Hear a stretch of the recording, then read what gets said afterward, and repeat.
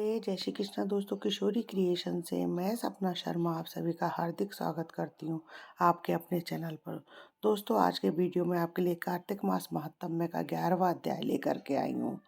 इससे पहले के कार्तिक मास महात्म्य के 10 अध्याय के वीडियो जो है मैंने आपको मेरे चैनल पर डाले हुए हैं, जिनको आप मेरे चैनल पर जाकर देख भी सकते हैं और श्रवण भी कर सकते हैं।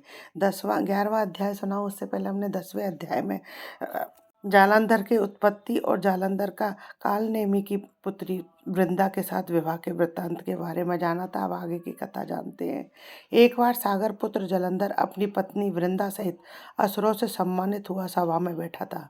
तभी गुरु शुक्राचार्य जी का वहां आगमन हुआ। उनके तेज से सभी दिशाएं प्रकाशित हो गईं।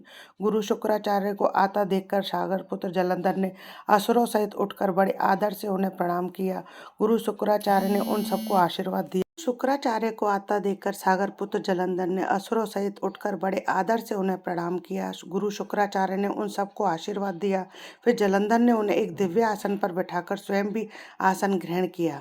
फिर सागर पुत्र जालंधर ने उनसे विनम्रता पूर्वक पूछा, हे गुरुजी, आप हमें यह बताने की कृपा करें कि राहु का सिर किसने काटा था।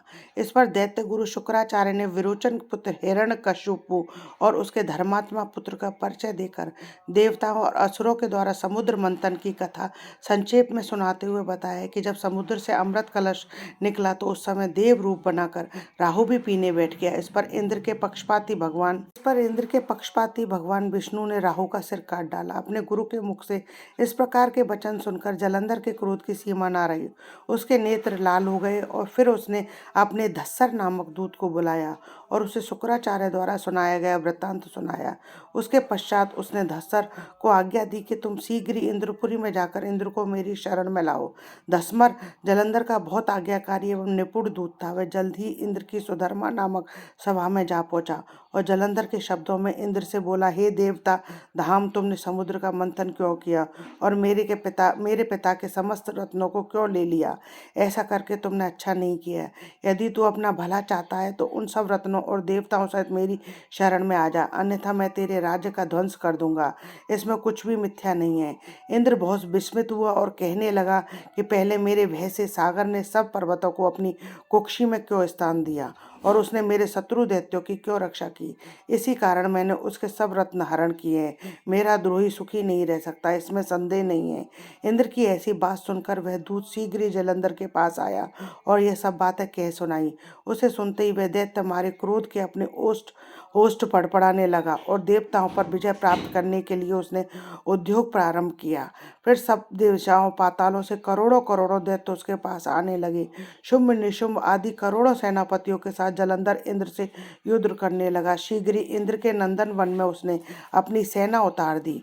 वीरों की शंख ध्वनि और गर्जना से इंद्रपुरी गूंज उठी। अमरावती छोड़ देवता उससे युद्ध करने लगे।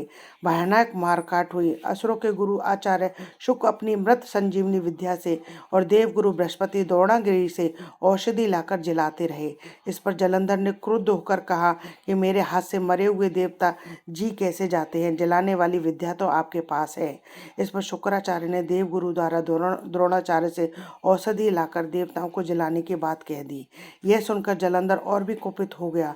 फिर शुक्राचार्य जी ने कहा, यदि शक्ति हो तो द्रोणगिरी को उखाड़कर समुद्र में फेंक दो, तब मेरे कथन की सत्यता प्रमाणित हो जाएगी। इस पर जालंधर कुपित होकर जल्दी द्रोणागिरी पर्वत के पास पहुंचा और अपनी भुजाओं से पकड़कर द्रोणागिरी पर्वत को उखाड़कर समुद्र में फेंक दिया। यह तो भगवान शंकर का तेज था, इसमें जालंधर की कोई विचित्रता नहीं थी। तत्पश्चात यह सागर पुत्र युद्ध भूमि में आकर बड़ी तीव्र गति से देवताओं का संहार करने लगा।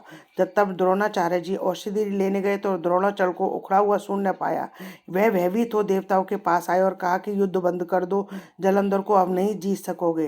पहले इंद्र ने शिव जी का अपमान किया था। यह सुन देवता युद्ध में जय जय की आशा त्याग कर इधर उधर भाग गए। सिंधु सुत निर्भय हो अमरावती में घुस गया।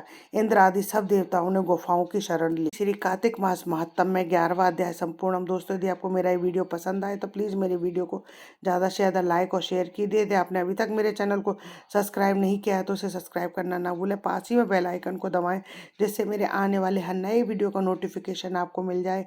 हिंदू धर्म, रीति रिवाज, कथा कहानी जानने के लिए मेरे चैनल पर बने रहने के लिए बहुत बहुत धन्यवाद। जय श्री कृष्णा दोस्तों, राधे राधे।